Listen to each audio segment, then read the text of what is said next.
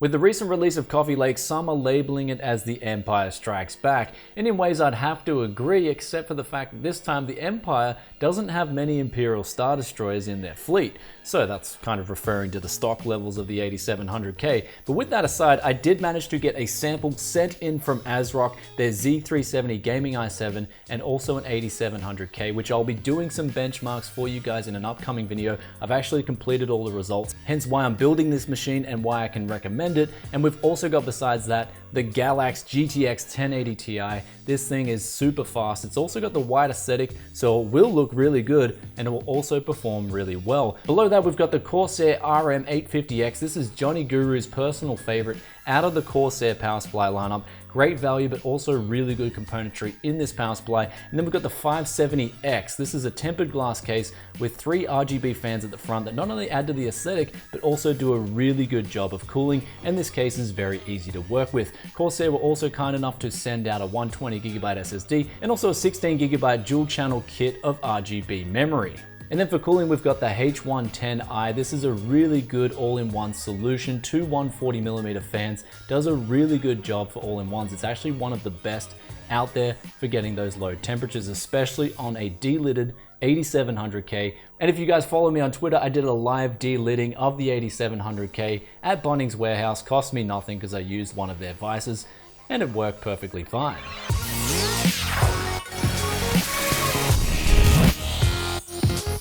Welcome back to Tech Yes City. Today we've got one massive build. If you guys are into new parts and you want to get the latest and greatest, and of course you have a bit of money in your stack, this build will definitely give you results. $2,167 US if you were to go buy all the parts yourself, build this thing, and if you're in Australia, it'll cost around 3,000 Australian dollars. So it is very expensive, not the best price performance, but one of the best in terms of absolute performance. I've done the results on this combination before I've done this build, and the performance is simply amazing with the GTX 1080 Ti, with an i7 8700K overclocked to 5 GHz. Now on that note of the 8700K, if you're overclocking these, then you will probably want to delid them, as the before temperatures I had the overclocks just simply failing at 5 GHz. After I delidded, I got an instant 15-degree drop. This was a minute into the benchmark, and of course the 5 GHz overclock was now stable at the same voltages. But with all that aside, let's build this PC, overclock it, then tune it, and then after that we're going to see just how well it runs in today's titles.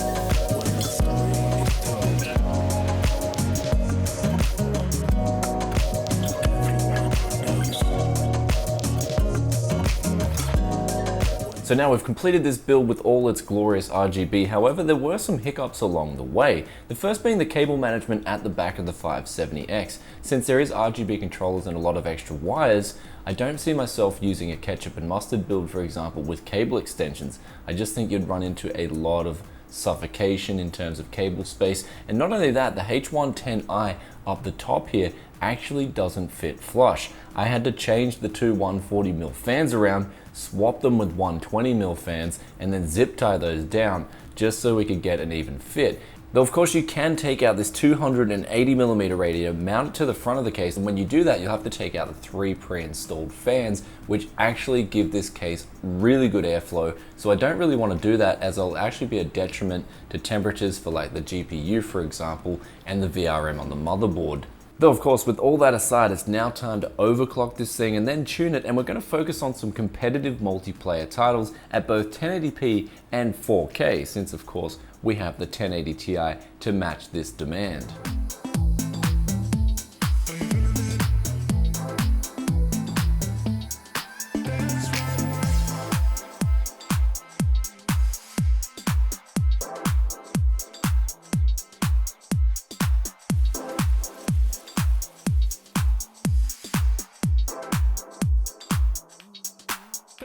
Now we just finished overclocking the 8700K to 5 GHz and we got 84 degrees on one core. Now this is kind of like the max threshold that I'm happy with for everyday usage. I wouldn't want to go any higher. This is in a 25 degrees C ambient environment. Now if we were using the 140mm fans, we would get better temperatures. Also in the upcoming benchmark video, you will see better temperatures because I will be using 100% fan profiles. And so this is so I can get an apples to apples comparison. However, in this video, I will be using PWM controlled fan profiles because they're much better for everyday usage. Of course, when I'm editing a video, I wouldn't want 100% fan noise creeping in. It would drive me crazy.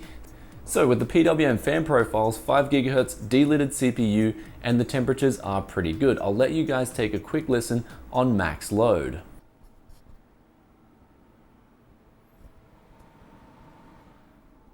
And for the GTX 1080 Ti from Galax, this thing is really aggressively overclocked out of the box. I couldn't really overclock it anymore. I did manage to get it 40 megahertz on the core just to get it over that 2 gigahertz barrier. I think anyone with a GTX 10 series card kind of wants to get over that 2 gigahertz barrier just to make themselves feel like they've achieved something, myself included. And as for the memory, we only got an extra 100 megahertz effective. So this thing already out of the factory is really aggressively clocked. It's great for those guys who just want to put it in their computer, start loading up games. You'll get really good performance out of this card.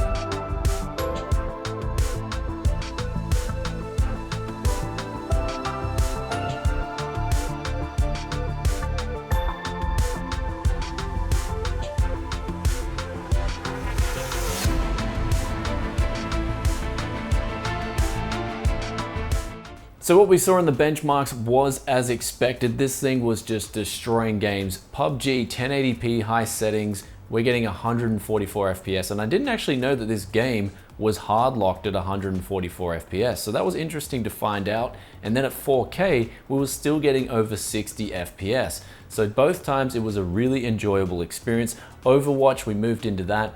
300 FPS at 1080p. We stepped it up to 4K. We were still getting over 120 FPS. So something like this is already showing its colors that it's geared up towards competitive gamers who still like to play with decent quality settings but like to get really high frame rates. Extending over to Csgo, I like to use low and high blend of graphics settings, 1080p, 600 FPS at pretty much all times on Dust 2. Then we stepped it up to 4K. We were still getting over 300 FPS most of the time. What about Dota 2? And this is a game that I probably play the most in my spare time. I like to play this competitively, 1080p, 240 FPS. We step it up to 4K. We're still getting well over 150 FPS at high settings. And it was at these settings that the game engine was kind of breaking up. It was a weird experience where there was some really odd stuttering going on. However, when we dropped it up or raised it up to 4K settings, we saw that we were getting still over 100 FPS and it was extremely smooth at 4K. So it was really good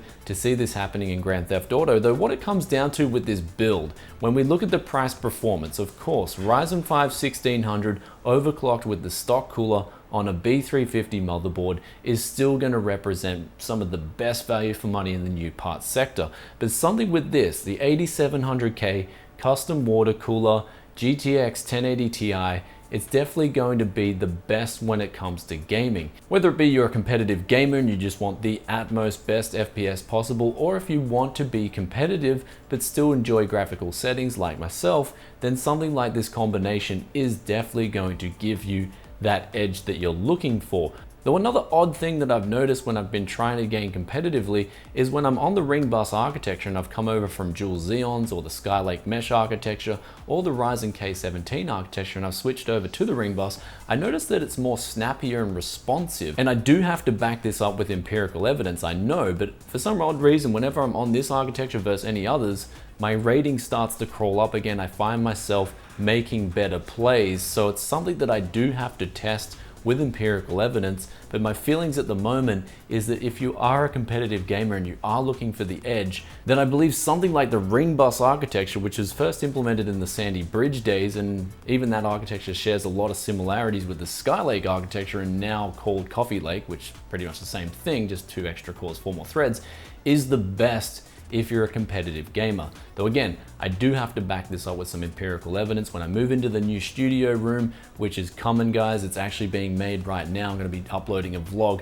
very soon. I will be running some tests for you guys to see if I can find any differences or if it's all just in my head and a placebo effect. So of course, something like this, if you're into buying new gear, this is like the premium best of the best out there at the moment, in my opinion. And really, when I think about it, when we compare the cost of something like this, which is 2,000 US, to something like cars, this is the reason why I got into PC gaming. It was a lot cheaper than cars. I remember being a teenager and in my young 20s and constantly being broke, buying things like AirPods and exhausts for my cars. And really, all I got was this loud car that just went bam, bam, bam, and it broke down, and then I'd be out of more money. And then when I got into PC gaming, I started spending money on my gear and I started getting results. Things didn't break down because the more you spend on computer parts, generally the better gear you're going to get. So something like this, it is that premium option. If you compare it to a sports car, like a premium sports car, it's kind of a similar analogy in that you've got the power there, and I'm sure you're not going to use it all the time, but it's definitely there, just like that premium sports car option. The difference between computers and sports cars obviously being sports cars cost a lot more money. Anyway, I hope you enjoyed today's video. If you did, then be sure to hit that like button and let me know in the comments section below. If you had 2,000 US dollars to this date, what would you build? And of course, I'll put some other options in the description below. If you're on a budget and you still want to get a 1080 Ti and an 8700K, then I'll put some options. Of course, on that note with the 8700K, I did ask a rep at a motherboard company to ask Intel and I got an answer back. And the stocks for the 8700K won't be in easy supply until sometime in December going through January. So that's when you're really looking at going into a store and being able to buy one of these CPUs. But until then, I see this CPU being in high demand and low supply. So that's going to create a rut for people who want to buy it. Though on that note, I did manage to get an 8400 locally from a retailer. So that CPU seems to be easy to get. However, the problem with the 8400 is that the motherboards that you want to match it with, the budget ones like the B360 and H310, don't come out for another couple of months either. So anyway, guys, hope you enjoyed today's video and I'll catch you in another tech video very soon. Peace out for now. Bye.